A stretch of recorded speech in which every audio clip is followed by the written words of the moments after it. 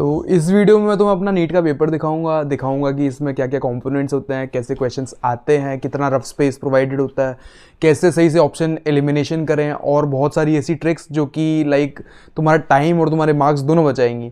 तो इस वीडियो को एंड तक ज़रूर देखना और मेक श्योर इसको लाइक कर दो अगर तुम्हें ये पसंद आए। तो हेलो एवरीवन, तो ये है मेरा नीट का पेपर और सारे चीज़ें ऐसी ही होती हैं, इंस्ट्रक्शंस ऐसे ही आते हैं और तुम्हें ऐसे अपना नाम लिखना होता है। एंड शुरुआत में तुम्हारे पेपर पे एक सील लगी होती है इस तरह की, जो कि साइड से लाइक बंद होती है और इसी के अंदर तुम्हारा OMR होती है। ठीक है, तो सबसे पहले तुम्हें क्या कर लेना है कि जैसे ही तुम्हें शीट मिले और तुम्हारे पास टाइम होता है काफ़ी ज़्यादा, तो तुम सबसे पहले क्या करोगे, अपनी OMR बाहर निकाल लोगे, है ना, जो कि साइड से ऐसे करके निकल जाती है। बट द थिंग इज़ कि ये सील निकालने में काफ़ी लोगों को टाइम लग जाता है और कई बार पेपर फट भी जाता है। तो तुम्हें क्या करना है, शुरुआत में भाई अपना पेन ऐसे रखे रहो, जब टाइम वो हो जैसी बेल बजे ऐसे करके फाड़ देते हैं। तो ये एक प्रैक्टिकल टिप है, छोटी मोटी है बट टाइम बचा लेती है थोड़ा बहुत, जितना भी बचता है, क्योंकि हर ट्रिक एक अपने आप में नंबर है। तो अब सबसे पहले शुरू करेंगे कि भाई सीक्वेंस ऑफ पेपर जो मैं पहले भी बता चुका हूँ, वो होता है हमारा बायोकेमिस्ट्री और फिजिक्स। ठीक है, तो अब सबसे पहले अगर हम बायो पे मूव करें, सबसे पहले तो यार ये देख लो कि ये जो मैंने टिक मार रखे ना ब्लू और रेड पेन से, वो मैं चेक कर रहा था जब अपना पेपर कि मेरे कितने मार्क्स बन रहे हैं, ये मैंने तब किया। तो इसको इग्नोर करना, वरना उसके अलावा जो इतना क्वेश्चन पे कर रखा है और जो जहाँ जहाँ मैंने गोले बना रखे हैं वो सब मैंने पेपर के दौरान किया था। ठीक है, तो मैं सारी चीज़ें बताऊँगा। तो सबसे पहले शुरू करेंगे कि यार सेकेंड राउंड में छोड़ने के लिए, जैसे ये मैंने क्वेश्चन गोला कर रखा है, एक्चुअली बॉक्स बना रखा है इसके अराउंड, एंड स्टार भी बनाया था कि यार ये मुश्किल लग रहा है मुझे, या ये मुझे सही से याद नहीं है। ठीक है, या फिर जैसे मैंने ये छोड़ा है तो ये छोड़ने के लिए बनाए हैं। ठीक है, तो आगे जहाँ भी मैंने गोले बनाए मैं बताता रहूँगा। ठीक है, तो सबसे पहले शुरू करेंगे कि देखो, सबसे पहले तुम्हें क्या करना है, ये जो चीज़ें हैं कि क्वेश्चन में पूछा क्या गया है एग्जैक्टली, पहले तो वो मार्क करो, है ना। एंड उसके अलावा जो चीज़ होती है वो होता है हमारा ऑप्शन एलिमिनेशन, कि मान लो मेरे को ये दो क्वेश्चन तो सीधे सीधे ये दो ऑप्शन एलिमिनेट हो रहे हैं कि ये तो हो ही नहीं सकते, तो मैंने एलिमिनेट कर लिया। अब इन दोनों में से ही मुझे छांटना है, तो इससे क्या हुआ कि ये इन पे मेरा ध्यान ही नहीं जाएगा, मतलब मेरा मेजॉरिटी टाइम बच गया कि भाई ये इसमें मैं उलझा नहीं, है ना, तो इससे मैंने टाइम बचाया। ऐसे ही भाई क्वेश्चन आया है तो यहाँ पे मैंने जैसे मार्क कर लिया हैप्लॉइड, एम्ब्रियो सैक। ठीक है, अपनी सहूलियत के लिए कि यार क्वेश्चन में पूछा क्या गया है, मुझे मार्क क्या करना है।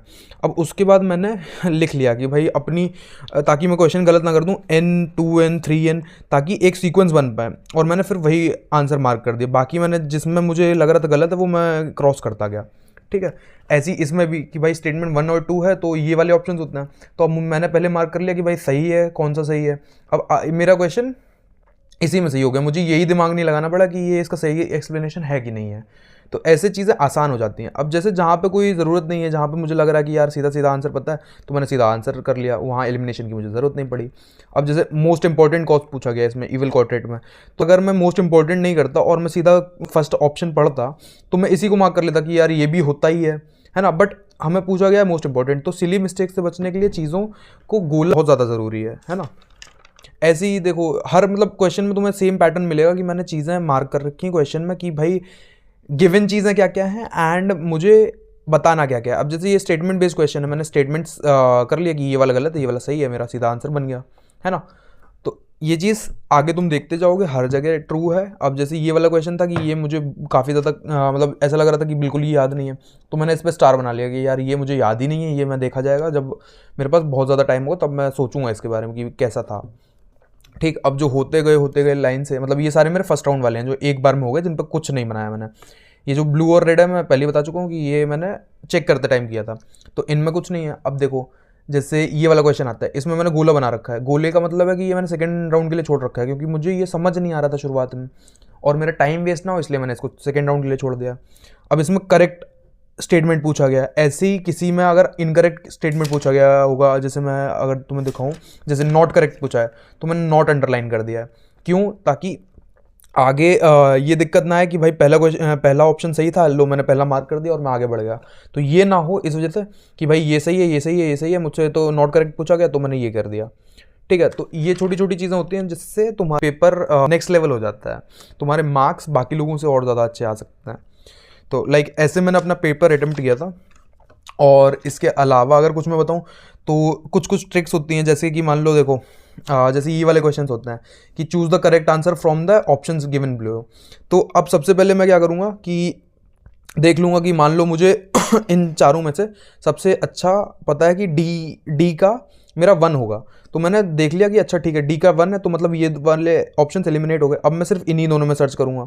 अब फिर मैं देखूँगा कि ये सी का सेम तो नहीं है। अगर सी का भी 2 है तो मेरे का सी चेक करने का मतलब ही नहीं बनता। जैसे इस वाले ऑप्शन में बी का 4 है, तो अगर मैं बी चेक करने जाऊँ और मैं 4 देखूँ तो मेरा इसमें टाइम गया।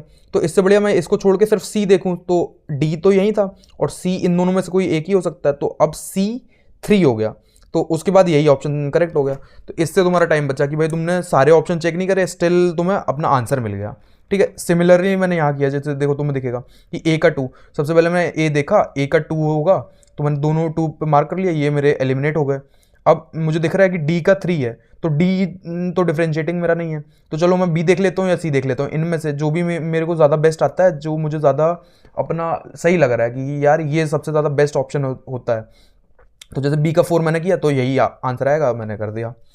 ठीक है, तो इससे तुम्हारा बहुत ज़्यादा टाइम बचेगा। सिमिलरली देखो मैंने इसमें भी किया कि ए का सबसे पहले मैंने चेक किया तो ए का 4 4 4। ठीक, अब मैंने देखा कि डी मैंने चेक किया तो डी का 3 3 है, तो इसमें 2 है तो ये भी एलिमिनेट हो गया। अब मेरे इन दोनों में से कोई भी एक मैं चेक कर सकता हूँ, जैसे बन जाएगा। और साथ ही साथ कि भाई मेरा आंसर गलत ना हो, तो देखो मैंने यहाँ प्लस प्लस की, म्यूचुअलिज्म में प्लस प्लस होता है, तो यहाँ पे देखो प्लस प्लस सीधा सीधा मैच हो गया कि ए का 4 है ना, ताकि लाइक किसी भी ख़राब से ख़राब सिचुएशन में या फिर बहुत ज़्यादा जल्दी भले ही मेरे को बनी रहे, स्टिल मैं कोई भी आंसर गलत ना करूँ। मेन मोटिव ही यही है इस चीज़ का। ठीक है, बाकी इसमें तो एलिमिनेशन मैंने बता ही दिया है। अब देखो, अब हम लोग इसके अलावा कुछ देखते हैं। जैसे देखो नॉट के आगे मैं क्रॉस भी लगा लेता था कि भाई क्रॉस लगाना ज़रूरी है, क्योंकि मतलब मुझे क्रॉस वाला ढूंढना है, मैं ये अपने आप में मान लेता था। तो तुम अपनी एनोटेशंस बना सकते हो, जैसे नॉट में मैंने क्रॉस बना दिया, तो अब मैंने क्रॉस वाला चेक कर दिया। ठीक है, बाकी जैसे देखो कहीं कहीं जैसे इसमें मुझे डायग्राम की ज़रूरत थी, तो मैंने इसमें डायग्राम बना दिया कि यार देखो वाइटल कैपेसिटी में सारी चीज़ें होती हैं, तो क्या क्या होना चाहिए, वाला फेज़ भी होगा, ये वाला फेज़ भी होगा, ये सारे फेज़ होंगे, तो ये वाइटल कैपेसिटी में ये सारे आएंगे। तो मैं सारे चेक कर रहा था कि ये दो तो नहीं हो सकते, फिर कौन सा हो सकता है ना, एलिमिनेट करते करते मैं उस पर पहुँचा। इसके अलावा बायो में मेजरली और ज़्यादा कुछ नहीं है। ये होता है हमारा स्पेस फॉर रफ वर्क, जो इतना हमें मिलता है। ठीक है, तो इसमें ही तुम्हें सारी कैलकुलेशन करनी होगी। अब मैं तुम्हें आगे वीडियो में ये बताऊंगा कि यार मैंने इतना रफ वर्क कैसे बचा लिया, कि भाई इतने कम में मैंने पूरा कैसे कर लिया। अगर तुम्हें ये वीडियो पसंद आ रहा है तो इसको लाइक ज़रूर करना, और कमेंट्स में ये बताओ मुझे कि मुझे आगे किस चीज़ पर वीडियो बनाना चाहिए। जो भी तुम्हें दिक्कतें आ रही हैं वो तुम बता सकते हो। And let's continue to the video. तो इसका तुम्हें एक्सप्लेनेशन यहाँ मिलेगा। देखो सबसे पहले तो क्वेश्चन में जैसे मैंने पहले बताया था कि अब फिजिक्स के सेक्शन पे मान लो मैं आया हूँ, तो मैंने पहले देखा कि मुझे क्या क्या दिया गया। मुझे टॉर्क दिया गया, मुझे चार्ज दिया गया, मुझे length, if the length of dipole दी गई है, तो कैलकुलेट मुझे क्या करना है, कैलकुलेट मैग्नीट्यूड ऑफ चार्ज करना है। तो अब सॉरी कैमरा हिल गया है ना। सो मैग्नीट्यूड ऑफ चार्ज, अब 2 मिली, मतलब मुझे चीज़ें मिल गई। अब मैंने यहीं के यहीं सॉल्व कर लिया कि भाई क्या क्या होना चाहिए। मतलब साइड में क्वेश्चन की इतनी जगह होती है और पेपर के नीचे भी तुम्हारे पास इतनी जगह होगी कि तुम वहाँ पे majority of the question solve कर लो, क्योंकि बहुत ज़्यादा कैलकुलेशन आती नहीं है। ठीक है, अब जैसे इसमें वेक्टर मुझे बनाने पड़े थे, तो वेक्टर बना के मैंने सॉल्व कर लिया कि भाई क्या होना चाहिए, तो क्योंकि इसमें डायरेक्शन पूछी गई है ना। ऐसे ही देखो इसका भी यहीं सॉल्व कर लिया मैंने, इसका भी ज़्यादातर मैंने क्वेश्चंस यहीं सॉल्व कर लिए।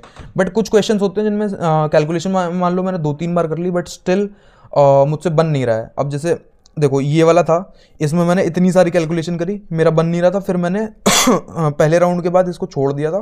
मैंने इवन तो गोला नहीं किया इसको, बट मैंने इसको पहले राउंड के बाद छोड़ा था, एंड लास्ट में जाके रफ वर्क में इसकी कैलकुलेशन करी थी। ठीक है, तो ये सारी चीज़ें हो जाती हैं कई बार कि जो क्वेश्चन बहुत ज़्यादा तुम 2-3 बार कैलकुलेशन कर चुके हो, इस जगह बन नहीं रहा, तो ये बात के लिए तुमने छोड़ दिया, एंड लास्ट में जब पूरा टाइम है तब तुम पेज पलट पलट के तुम यहाँ पे कैलकुलेशन करे जा रहे हो, है ना। तो अब देखो फर्स्ट राउंड में मैंने ऑलमोस्ट कोई नहीं छोड़ा था इस पेज पे। अब जैसे देखो मैंने ये वाला छोड़ा था, अब ये मैंने लास्ट में करने की कोशिश की और लास्ट में मैंने किया भी, बट स्टिल मेरा गलत हुआ था ये वाला क्वेश्चन। ठीक है, कुछ क्वेश्चंस गलत होंगे, वो ज़रूरी है, मतलब होते ही हैं, तो ऐसा मतलब बहुत रेयर ही होता है कि कोई क्वेश्चन तुम्हारा गलत ना हो, है ना। अब जैसे ये देखो इस पर मैंने गोला कर रखा है, तो ये मैंने बाद के लिए छोड़ रखा था। अब जैसे इसकी कैलकुलेशन यहीं, अब मैंने यहाँ पे करंट की डायरेक्शन बना ली कि भाई करंट की डायरेक्शन क्या होनी चाहिए। ठीक है, बालमार सीरीज़ मैंने ये अंडरलाइन कर ली। ठीक है, सारी चीज़ें मतलब यही है कि भाई ऑप्शन एलिमिनेशन करते जा रहे हो तुम, है ना। ऑप्शन एलिमिनेशन सबसे ज़्यादा इंपॉर्टेंट हो जाता है, क्योंकि तुम्हारा टाइम बहुत ज़्यादा सेव करता है कि भाई ये तो हो ही नहीं सकते, मुझे दिमाग ही नहीं में लगाना है। कई बार वैल्यूज़ आती हैं कि भाई देखो माइक्रो मिली कई बार ये ऑप्शन में दिक्कत हो जाती है कि भाई माइक्रो तुमने सॉल्यूशन में माइक्रो किया था पर तुमने टिक कर दिया मिली, तो ये इसका भी ध्यान रखना होता है। ठीक, अब जैसे कई बार तुम्हारे जैसे क्वेश्चन आएंगे और तुम्हें उसमें विजुलाइज करना होता है, तो यहीं पे डायग्राम बना लिया जाता है कि भाई क्या होना चाहिए, कैसे तुम्हें इसको अप्रोच करना है। ठीक है, सेम लेंथ होनी इसमें इस क्वेश्चन में जैसे दिया गया कि सेम लेंथ का वायर है, तो उसके बाद हम लोग को क्या करना है, कौन सा फॉर्मूला अप्लाई करना है। तो ये सारी चीज़ें गलतियों से बचने के लिए होता है। ठीक है, इसके अलावा जैसे मैं बताऊँ, देखो ये मैंने मार्क कर दिया कि भाई मैं आगे के लिए छोड़ूंगा, है ना। और जैसे ये वाले क्वेश्चन है, इनमें जो है बहुत ज़्यादा कैलकुलेशन मतलब कई बार गलत हो जाते हैं। तो अब हर स्टेप पे मैंने लिख लिया कि भाई इस डायोड के बाद इसका क्या आउटपुट होगा, इसके बाद इसका क्या आउटपुट होगा, अब इन दोनों का मिला कि यहाँ पे क्या आउटपुट होगा। ठीक है, मतलब इसके बाद फिर इसका फाइनली जो हमारा क्या बनेगा आके, है ना। तो अब उसके अकॉर्डिंग मैंने अपना वो बुलियन वो बना दिया, ट्रुथ टेबल। ठीक, अब इसी के साथ जो केमिस्ट्री होगी, केमिस्ट्री पे हम लोग सिमिलरली अटेम्प्ट करेंगे कि क्वेश्चन वाले एलिमिनेशन ट्राई करेंगे, क्वेश्चन जो वहाँ पे सॉल्व करना होगा वो सॉल्व कर देंगे, अपने इंपॉर्टेंट चीज़ क्वेश्चन की वहाँ पे मार्क करते जाएंगे, है ना। और इसके अलावा जैसे कुछ क्वेश्चंस होते हैं जिनमें तुम्हें अपना वो बनाना पड़ेगा, जैसे ये मैंने स्ट्रक्चर बनाया है, तो स्ट्रक्चर बनाना पड़ेगा तुम्हें कि कहाँ पे क्या चीज़ दी गई है। जैसे ये यहाँ पे पूछा गया है, तो मतलब क्वेश्चन के अकॉर्डिंग तुम्हें चीज़ें करनी पड़ेंगी। जैसे इसमें मैंने ग्राफ्स एलिमिनेट करे हैं, तो ये सारी कोई लाइक ओवरऑल ट्रिक्स हो जाती हैं।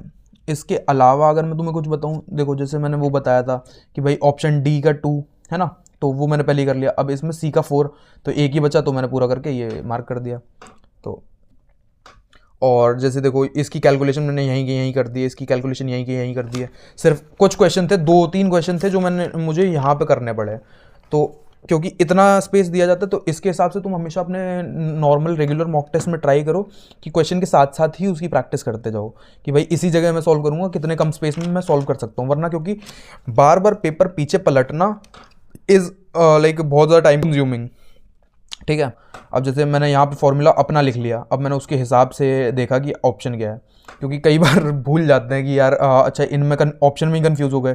तो मेन फॉर्मूला लिखो और उसके बाद उसको सॉल्व करना शुरू करो कि अच्छा ठीक है ये वाली नहीं मिल रही, तो फिर मैंने इसको इधर ले गया, तो क्या माइनस में आएगा क्या प्लस में आएगा, है ना।